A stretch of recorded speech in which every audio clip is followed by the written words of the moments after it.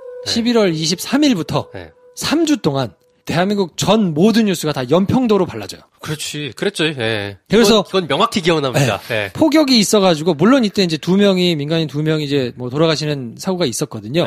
근데 그 전에 가만히 들여다보면 8월 첫 주에 목함질에 있었죠. 포를 110발이나 쐈는데 NLL 바다에다 쐈어. 근데 이것도 그냥 지나갔잖아요. 실제로 연평도에 폭탄이 떨어져가지고 이게 막 화면이 나오고 막 하니까 그때 막 CCTV로 탁 가지고 흔들리고 있는 거 막 나왔잖아요. 난리 나고 전쟁 나는 거 아니냐부터 시작해가지고 뭐 대피를 어떻게 해야 되냐부터 난리 막 안상수는 가서 또 막 보온병 들고 지랄하고 막 난리가 났었거든요. 그러고 있는 와중에 김태현 전 국방부 장관이 물러나요. 이 문제의 그 김태형이네요. 지금 그 아랍에미리트 얘기하고 가서 있다는데. 그 난리 쳤다는 그 양반이 그만두고 누가 들어오냐면 김관진이 들어옵니다. 아이고야. 쓰레기차 지나가고 똥차 들어왔네. 김관진이 들어와가지고 뭘 하냐면 이 양반이 나중에 이제 후보자잖아요. 아직 내정자니까. 국회 나와가지고 물어보고 막 하면 북한이 도발하면 전투기로 응징하겠다. 뭐 이따 그 소리를 하면서 시청자 여러분 안녕하십니까? 김관진 국방부 장관 후보자는 북한이 추가 도발하면 전폭기로 폭격해 단호히 응징하겠다는 각오를 밝혔습니다. 네, 강력히 보복해도 전면전으로는 번지지 않을 거라고 확신했습니다. 연평도 피격 당시 공군의 F-15K 전투기가 출격해 대기했지만 군은 교전 규칙을 내세워 끝내 대응 폭격을 하지 않았습니다. 김관진 국방부 장관 후보자는 당시에 공격 명령을 내렸어야 한다고 밝혔습니다. 적 도발에 대한 대응은 자유권적 차원입니다. 따라서 한국 독단의 세력 가지고서 충분히 응징할 수가 있습니다. 만약 북한이 추가 도발한다면 위협의 근원이 없어질 때까지 충분히 응징할 수 있다며 폭격 등을 통해 강력히 대응할 것이라고 강조했습니다. 분명히 항공기를 이용해서 폭격할 것입니다.